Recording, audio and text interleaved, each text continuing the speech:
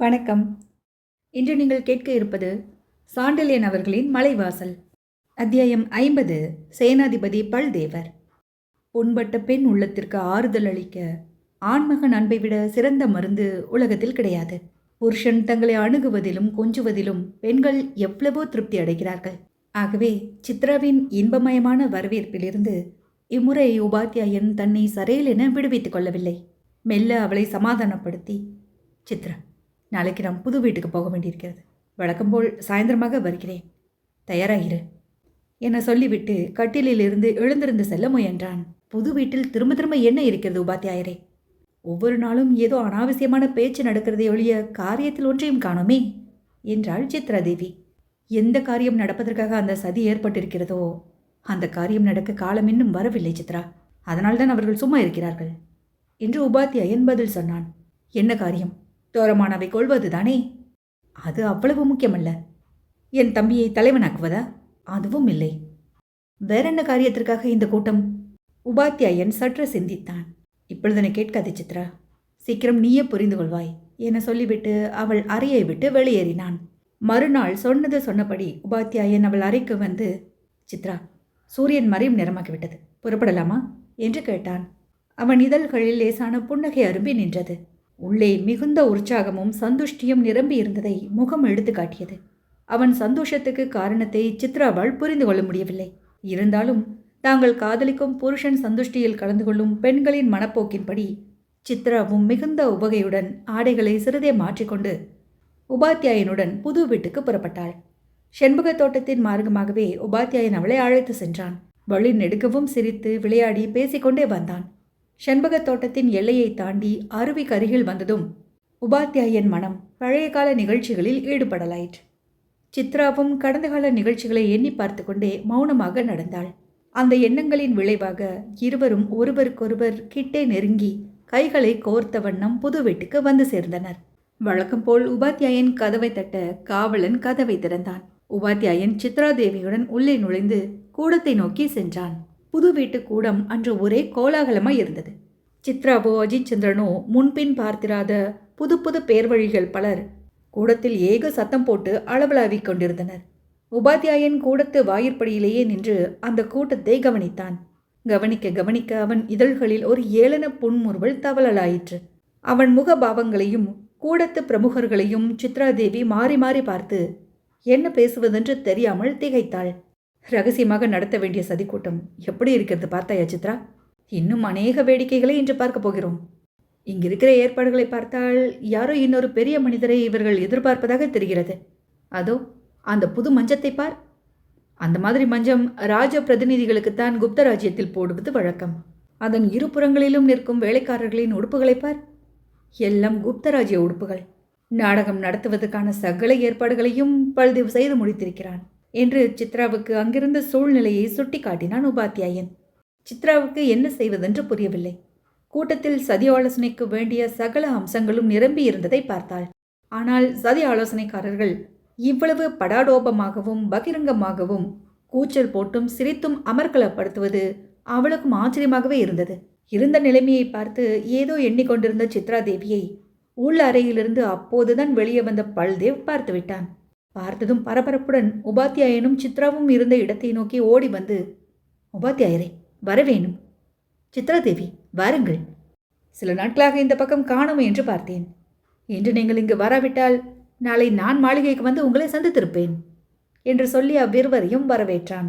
இன்று இங்கு என்ன விசேஷம் பல்தேவ் என்று உபாத்தியாயன் கேட்டான். இப்பொழுது சொல்ல மாட்டேன். இன்றொருவர் இங்கு வரப்போகிறார். அவரை பார்த்ததும் நீங்களே பிரமித்து போவீர்கள் என்றான் பல்தேவ். யார் அது என்று பிரமிப்புடன் சித்ராவும், சித்ராவின் தம்பியா என்று கவலையுடன் உபாத்தியாயனும் ஏக காலத்தில் கேட்டார்கள். சித்ராவின் கேள்வி பல்தேவை கலங்க வைக்கவில்லை. ஆனால் உபாத்தியாயன் கேள்வியும் அவன் குரலில் தொனித்த கவலையும் பல்தேவை ஒரு வினாடி பதில் சொல்ல தாமதிக்க வைத்தன. சித்ராதேவியின் தம்பி அல்ல உபாத்தியாயரே. ஏன் கேட்கிறீர்கள் என்றான் பல்தேவ். வினாடி நேரத்தில் தன் உணர்ச்சிகளை மன சம்புடத்தில் வைத்து மூடிவிட்ட உபாத்தியாயன் சிரித்து கொண்டே, ஒன்றுமில்லை பல்தேவ், நாம் இப்பொழுது தோரமானாவின் ஸ்தானத்தில் வைக்கப் போவது சித்ராவின் தம்பியாயிற்றே, அவனேதான் வந்துவிட்டானோ என்பதற்காக கேட்டேன் என்று சொன்னான். அஜித் சந்திரன் சிரிப்பு பல்தேவின் சந்தேகத்தை ஓரளவு நிவர்த்திக்கவே, இல்லை இல்லை உபாத்தியாயரே, இப்பொழுது இருக்கும் நிலையில் சித்ராவின் தம்பியை வரவழைப்பேனா? அதற்கு இன்னும் சமயம் இருக்கிறது என்றான் பல்தேவ். இந்த பதில் உபாத்தியாயன் மனத்தில் ஒரு கேள்வியை எழுப்பி வைத்தது. இப்பொழுதிருக்கும் நிலையில் சித்ராவின் தம்பியை வரவழைப்பேனா என்கிறானே, அப்படியானால் சித்ராவின் தம்பி இருக்குமிடம் இவனுக்கு தெரியுமா என்று உபாத்தியாயன் யோசித்தான். அதைத் தொடர்ந்து இன்னும் பல கேள்விகளையும் எழுப்பிக் கொண்டான். மேற்கொண்டு உபாத்தியாயனும் எதுவும் பேசவில்லை. பேச பல்தேவும் இடம் கொடுக்கவில்லை. வந்து உட்காருங்கள், வாசற்படியிலேயே நின்று எதற்காக பேச வேண்டும் என்று அவ்விருவரையும் கூடத்துக்குள்ளே அழைத்து சென்று மற்றவர்களோடு ஆசனங்களில் உட்கார வைத்தான். அந்த கூடத்தில் பல புதிய ஹீன பிரபுகள் இருந்தார்கள். இன்னும் இரண்டொருவர் குப்த ராஜ்யத்தை சேர்ந்தவர்கள். அவர்களில் ஒருவர் பூரகுப்தனின் வலது கரமென அங்கு நடந்த பேச்சிலிருந்து உபாத்தியாயன் உணர்ந்து கொண்டான். எல்லோருக்கும் பல்தேவ் சிற்றுண்டிகளையும் குடிவகையராக்களையும் வழங்கினான். குப்தராஜ்யத்திலிருந்து வந்திருந்த இரு பிரபுக்களைத் தவிர மற்ற எல்லோரும் சிற்றுண்டி மட்டுமின்றி லேசாக மதுபானமும் செய்தார்கள். உபாத்தியாயனும் சித்ராதேவியும் சிற்றுண்டிகளையோ மது கிண்ணங்களையோ தொடவில்லை. பல்தேவ் தானே ஓடியும் விளையாட்களை விரட்டியும் வந்திருந்தவர்களை உபசரித்துக் கொண்டிருந்தான். அவனுடைய நடவடிக்கைகளை கவனித்த அஜித் சந்திரன் மனத்தில் ஏதோ எண்ணங்கள் எழுந்து நின்றன. அத்துடன் அவன் கண்களும் அங்கிருந்த ஒவ்வொருவரையும் ஊடுருவி பார்த்து எடை போட்டுக் கொண்டிருந்தன. சித்ரா சிலையென உட்கார்ந்திருந்தாள். ஆகாரங்கள் முடிந்து பாத்திரங்கள் அகற்றப்பட்டதும் பல்தேவ் நாடக மேடையை ஏற்பாடு செய்யும் சூத்திரதாரியைப் போல் எல்லோரையும் எழுந்திருக்க சொல்லி ஆசனங்களை வட்டமாக போட்டு அனைவரையும் அமரச் சொல்லி தானும் ஒரு ஆசனத்தில் உட்கார்ந்து கொண்டு அன்றைய கோலாகலத்துக்கு காரணம் சொல்லலானான். நாம் இன்று கூடியிருக்கும் விஷயத்தை உங்களுக்கு கூறும் முன்பு குப்த ராஜ்யத்திலிருந்து புதிதாக வந்திருக்கும் இந்த இரண்டு பிரபுக்களையும் உங்களுக்கு அறிமுகப்படுத்த வேண்டும். இதோ இருப்பவர் குப்த ராஜ்யத்தின் வருங்கால மன்னரான பூரகுப்தனின் வலதுகரம் போன்ற மகாபிரபு ரகுவீரர். அவருடன் கூட இருப்பவர் மகாபிரபு நரசிம்ம பூபதி. பூரகுப்த மகாராஜா இந்த இரு பிரபுக்களையும் நமக்கு உதவ அனுப்பியிருக்கிறார்கள். நாம் மேற்கொண்டிருப்பது அபாயமான காரியமானாலும் குப்த ராஜ்யத்தின் பூரண பலம் நம்மிடம் இருக்கிறது. பூரகுப்த மகாராஜா நமக்கு எப்படி உதவுவார், அவருடைய நோக்கம் என்ன என்பதை இப்பொழுது ரகுவீர மகாபிரபு சொல்லுவார் என்று உணர்ச்சி மிகுந்த குரலில் கூறினான் பல்தேவ். இதை கேட்டதும் மற்ற சதிகாரர்கள் ஏதோ பொதுக்கூட்ட பிரசங்கத்தை கேட்டதும் கைதட்டும் பாமரர்களைப் போல் கையை தட்டினார்கள். சித்ராவின் பூக்கரங்கள் கூட ஒன்றையொன்று லேசாக தட்டின. உபாத்தியாயன் மட்டும் அசையாமல் உட்கார்ந்திருந்தான். அவன் முகம் வெறும் சிலை போல் இருந்ததை பக்கவாட்டில் இருந்த சித்ரா கவனித்தாள். அவன் அப்படி உணர்ச்சி ஏதுமின்றி உட்கார்ந்திருந்ததற்கு காரணத்தை அறிய அவள் யோசனை ஓடும் முன்பு குப்தராஜ்ய பிரபுக்கள் பேசலானார்கள். ஹீனர்களில் மிக்க குரூரமானவனும் பாரத மக்களுக்கு இணையில்லாத கொடுமையை செய்திருப்பவனுமான தோரமானாவை ஒழிக்க சேனாதிபதி பல்தேவ் திட்டமிட்டிருப்பதை கேட்ட பூரகுப்த மகாராஜா அவருக்கு குப்த ராஜ்யத்தினாலான சகல மரியாதைகளையும் செய்வதென தீர்மானித்திருக்கிறார். மேலும் என்று தொடர்ந்த ரகுவீர மகாபிரபுவை இடைமறித்து, பல்தேவ் அவர்கள் எப்பொழுது சேனாதிபதியானார், எந்த சேனைக்கு அதிபதி என்ற கேள்வி குறுக்கே பாய்ந்து தடுத்தது. அனைவர் கண்களும் உபாத்தியாயன் மேல் திரும்பின. கேள்வியை கேட்ட உபாத்தியாயன் எந்தவித உணர்ச்சியுமின்றி சாதாரணமாகவே உட்கார்ந்திருந்தான். ரகுவீர மகாபிரபு சிறிது சங்கடத்துடன் அஜித் சந்திரனை பார்த்தார். பிறகு, இந்த சுதந்திர போர்க்கோஷ்டியின் முயற்சி ஈடேறி மலைவாசலிலிருந்து குப்தராஜ்ய எல்லை வரையில் பறந்து கிடக்கும் ஹீன பிரதேசம் விடுதலை அடைந்தால் பிராந்திய சேனாதிபதி பதவியை பல்தேவுக்கு அளிப்பதாக பூரகுப்த மகாராஜா உறுதி கூறியிருக்கிறார் என்று கூறினார். பிற்கால பதவியா? ஆம். ஆனால் இப்பொழுது முதலே பல்தேவரை சேனாதிபதியாக பாவிக்கவும் அவரது கட்டளைகளை நிறைவேற்றவும் இங்கிருப்பவர்களுக்கு பூரகுப்த மகாராஜா உத்தரவிட்டிருக்கிறார். குப்த ராஜ்யத்தின் பிரபு வம்சத்தை சேர்ந்த என் வார்த்தையில் நம்பிக்கை இல்லாதவர்களுக்கு பதில் சொல்ல மார்க்கம் இருக்கிறது என்று கோபத்துடன் மகாபிரபு தன் இடையிலிருந்த வாளை தட்டி காட்டினார். அதுவரை கேள்வி கேட்டு வந்த உபாத்தியாயன் இந்த வீரர்களுக்கு பதில் சொல்லாமல் புன்முறுவல் செய்தான். புன்முறுவல் பேச்சை விட கோபமூட்டக்கூடியதாக இருந்தது. மகாபிரபு மேலும் சொன்னார், இந்த சில்லறை ஆட்சேபனை முடிந்துவிட்டதால் மேற்கொண்டு விஷயத்தை கவனிப்போம். தோரமானாவின் ஆதிக்கம் ஒழிந்தால்தான் குப்த ராஜ்யம் சேமப்படும். மலைவாசல் பிராந்தியத்துக்கு வேண்டியதும் குப்த ஆட்சி அல்லது குப்தர்கள் அதிகாரத்துக்குட்பட்ட ஒரு சிற்றரசு. அப்படி ஒரு சிற்றரசு ஏற்படுமானால் அதற்கு அடிலன் மகனை அரசனாக்க பூரகுப்த மகாராஜா ஒப்புக்கொண்டிருக்கிறார்.